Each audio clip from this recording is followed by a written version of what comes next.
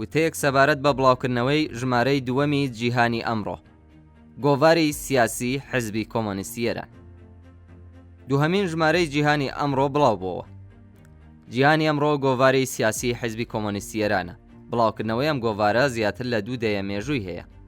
بە ڕوودانی دابەشبوون لە حزبی کۆمۆنیستی ئێراندا بەردەوامی بڵاوکردنەوەی بەداخەوە بەهۆی ئەولەویەتەکانی دیکەی حزبەوە لەلایەن ئێمەوە ڕایگیرە.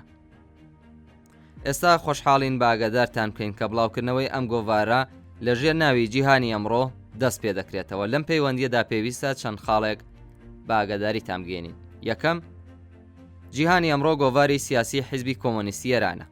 وتارەکانی ئەم گۆڤارە لە هێڵە گشتیەکان و لە چوارچێوەی گشتیدا نوێنەرایەتی هەڵوێستە سیاسی و فەرمیەکانی حزب دەکەن.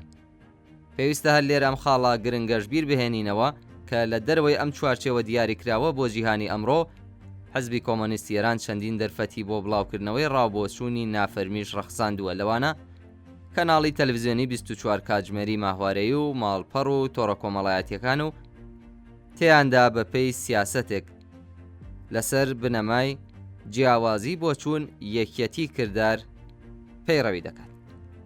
دووهەم، ئەم گۆڤارە لەلایەن دەستەیەکی نووسەرانی 5 کەسی کە لە پلەنۆمەکانی کۆمیتەی ناوەندی هەڵدەبژێردرێن بەڕێوە دەبردێت. گۆڤارەکە هەروەها سەر نووسەرێکی هەیە. لەم خولەدا هاوڕێیان فەرشید غەفار نژاد، فەرەیدون نازری، هیوا ئەمانی، شەهرام ئەمانەتی و شۆڕش کەریمی وەک دەستەی نووسەران و هاوڕێ فەرشید غەفار نژاد وەک سەر نووسەر ئەم ئەرکیان لاستۆیە. دەستەی نووسەران بەرامبەر بە بابەتە بڵاوکراوەکان بەرپرسیارەتی بە کۆمەڵیان هەیە.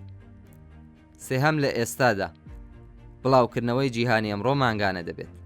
هەوڵی ئەمەوەیە لە داهاتوێکی نزیکدا بیکەین بە گۆڤارێکی لانیکەم 15 ڕۆژە. چوارەم، دەستەی نووسەران لە ڕەتکردنەوە یان پەسەندکردنی وتارە پێگەیشتووەکان ئازادە. ئەو وتارانەی کە پەسەند ناکرێن ئەگەر نووسەرەکانیان حەز بکەن لە ماڵپەڕەکانی حزبدا بڵاو دەکرێنەوە. پێنجەم، جیهانی ئەمڕۆ پێشوازی لە هاوکاری هەموو ئەندامانی حزب و تەنانەت هاوڕێیانی ناحزبی کە حەز دەکەن لە چوارچێوەی دیاریکراودا لەگەڵ ئەم گۆڤارە هاوکاری بکەن دەکات. ژمارەی 2 گۆڤاری جیهانی ئەمڕۆ ئەم بابەتانەی خوارەوە لە خۆ دەگرێت. یەکەم، نەورۆزی 1404 هەتاوی نیشانەی بەرخۆدان و ناڕەزایی لە بەرامبەر کۆماری ئیسلامی. خاڵی دووەم، پێویستی هاوپشتی مرۆیی لە بەرامبەر سێناریۆی شکست خواردووی دووبەرەکی نانەوە لە ورمێ، دەستەی جێبەجێکاری ڕێکخراوی شۆڕژگەڕی کرێکارانی ئێران و حزبی کۆمۆنیستی ئێران. سێەم، وانەکانی ڕاپەڕینە شۆڕژگەڕیەکان لە ساڵانی دواییدا لە ئێران بە پێنووسی ئیبراهیم عەلیزادە.